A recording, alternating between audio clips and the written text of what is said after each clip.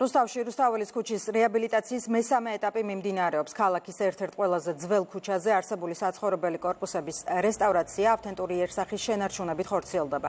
პროექტი ფასადების სრულ რესტავრაცია, რეაბილიტაცია, საივნების განახლებას, დეკორატიული განათების მოწყობას ითვალისწინებს.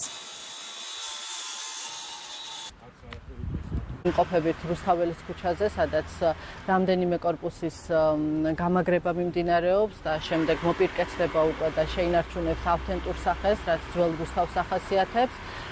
ჩვენი გუნდისთვის მნიშვნელოვანია მათ შორის ახალ საპროექტო დოკუმენტაციაზე მუშაობა, რომ რაც შეიძლება სწრაფად დავაკმაყოფილოთ მოსახლეობის მოთხოვნები კორპუსების გამაგრება რეაბილიტაციის მიმართულებით. პროექტი ხორციელდება სრულად ფინანსდება სახელმწიფო ცენტრალური ბიუჯეტიდან, რომლის ღირებულებაც დაახლოებით 2,5 მილიონი ლარს შეადგენს.